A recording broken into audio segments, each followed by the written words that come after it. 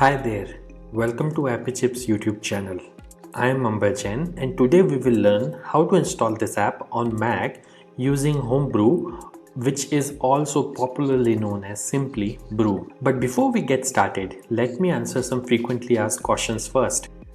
To start with, what does a package manager like Homebrew does?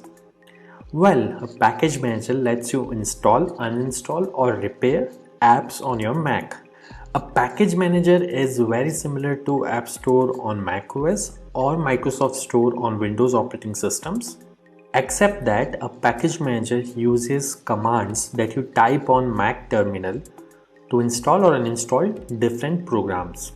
Some of the popular package managers for Mac include Homebrew, Nix, and Macports.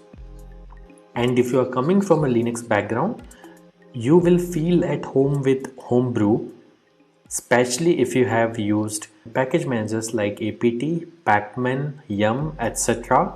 on Linux based operating systems. Next up, is it safe to install the Mac apps via Homebrew? Short answer, yes. In fact, Homebrew is the most popular and thus most widely used package manager on macOS. Moreover, Homebrew is a non-profit member of Software Freedom Conservancy Foundation, also known as SFC Foundation. Many other open source projects like Git, BusyBox, Samba, Wine are all part of this Software Freedom Conservancy organization. Also, you might be surprised to know that Homebrew is the most forked project on GitHub and it has the largest number of contributors on its GitHub repository. Many devs at organizations like Google, Apple, Dropbox, Stripe, etc. use Homebrew to set up different development environments on their MacBooks and iMacs.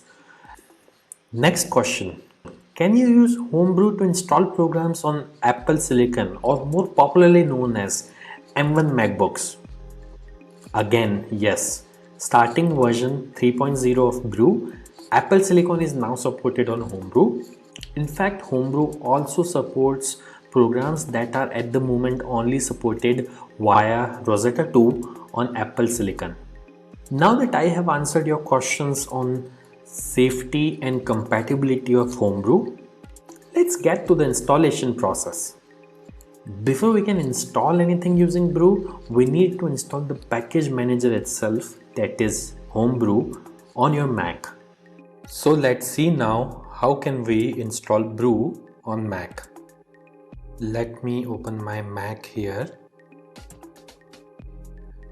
First, you need to press Command and space on your keyboard. This will open Spotlight Search on your Mac.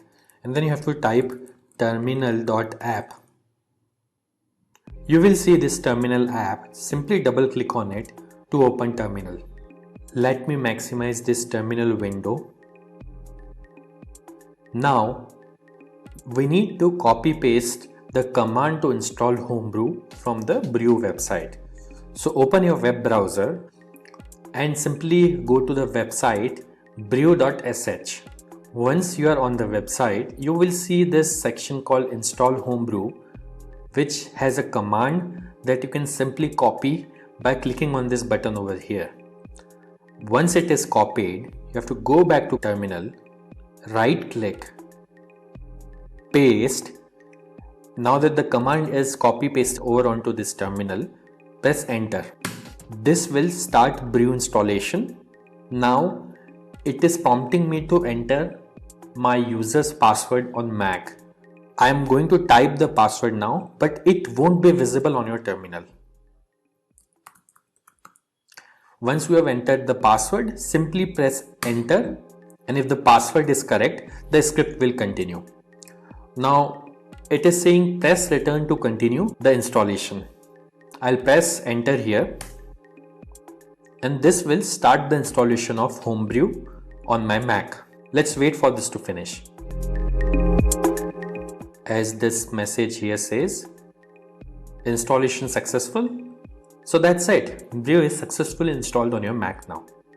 Now before we proceed, I would like to highlight that Brew collects anonymous usage data via Google Analytics. As you can see on this page, if you want to opt out, you can simply run this command brew analytics off and press enter, which simply disables the anonymous usage data collection on your Mac. Now let's update the package database locally by pulling the metadata of the latest packages on a local map from the central Brew repository. This should typically take less than a minute to complete depending on your internet connection speed. To do so, simply type the command brew update and press enter. As you can see, my local Brew database is already up to date because I just installed Brew on my system. Now to install the app, let's run the brew install command. Mind you, if during installation, if you're prompted to enter a password, enter your Mac user's password to continue.